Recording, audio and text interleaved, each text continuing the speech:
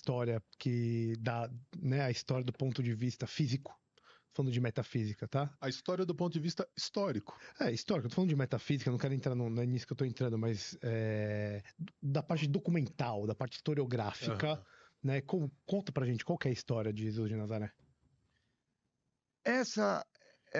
Eu terminei ontem um curso com os meus estudantes abordando exatamente isso. Eu peguei um pequeno trecho da vida de Constantino, escrita por Eusébio de Cesareia, basicamente ali na década de 30 do século IV.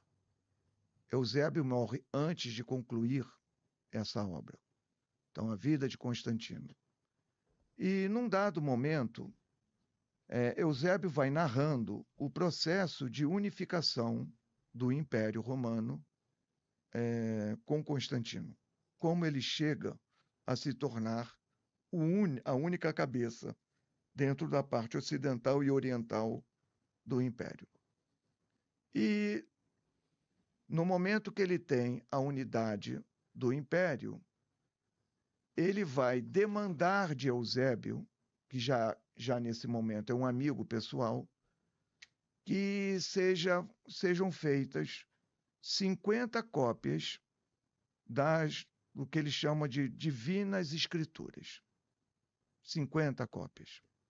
Então, é só nesse primeiro momento, e isso Eusébio está situando dentro da década de 20 do século IV, é só nesse primeiro momento que começa a ser forjado aquilo que nós chamamos Novo Testamento.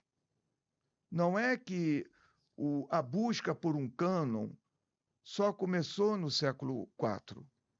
Não, você tem Marcião, já na primeira metade do século II, dizendo que o Deus dos cristãos é um Deus do amor, não é o Deus do ódio.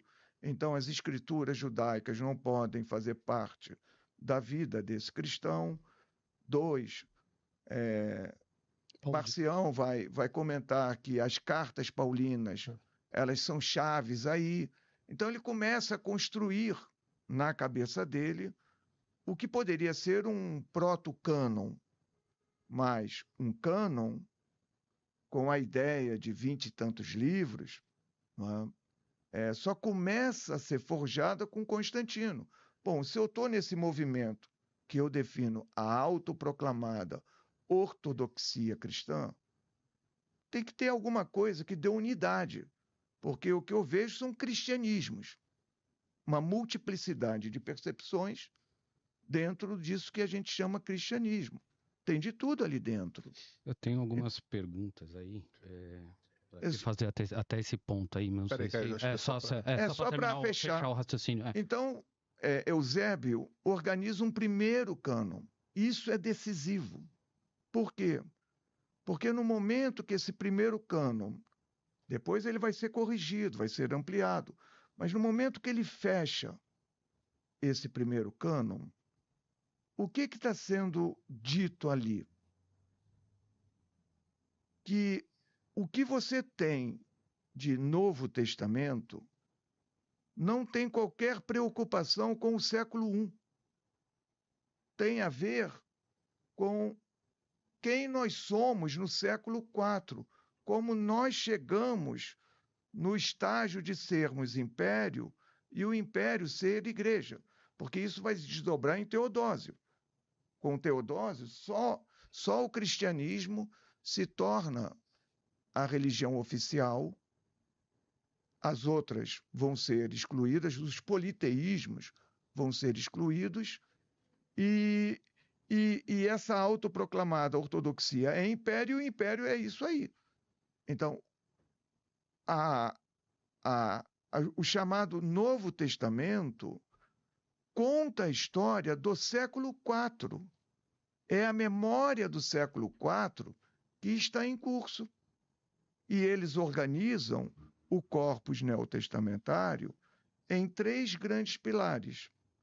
Começa-se pelos 4 evangelhos, seguindo o modelo de que ali está a Torá, ali está o Pentateuco, ali está ali estão presentes as ideias de Jesus. Então, 4 evangelhos. Assim começa. Um segundo movimento, ou um segundo pilar, é a escolha de um livro chamado Atos dos Apóstolos. Por quê? Normalmente alguém dirá, é porque é o primeiro esforço histórico de um autor, que nós chamamos Lucas, no início do século II, de dizer como tudo aconteceu. Isso é verdade. Mas tem algo diferente dessa versão. Atos dos Apóstolos é decisivo para os bispos do século IV, porque ele vai inventar algo que é caríssimo até hoje, que é a chamada tradição apostólica. Você lê nos 4 evangelhos o que sobre os 12, os dódeca? Que eles não entendiam o que Jesus dizia, eles ou traíram Jesus ou fugiram deixando Jesus sozinho, não compareceram para dar um respaldo minimamente moral para alguém que está sendo crucificado, continuaram fugidos, né? E, sob muitos aspectos, dispersaram. É isso que aparece quando Marcos, Mateus, Lucas e João falam sobre eles. Agora, quem traz algo caríssimo aí é o autor de Atos. Ele constrói a ideia de um ensino que Jesus passa para os apóstolos, que constituem novos apóstolos, e isso vai ad eterno, ad infinito. Então, isso era caro para lá, no século IV. E, por fim, nós chamaríamos, tal como tem na Bíblia judaica, os profetas que comparecem por meio das cartas. E um livro um tanto quanto audacioso, pelo menos para os bispos orientais, que era o texto do Apocalipse. Eles nunca concordaram muito com esse texto. Quem gostava era o pessoal do Ocidente.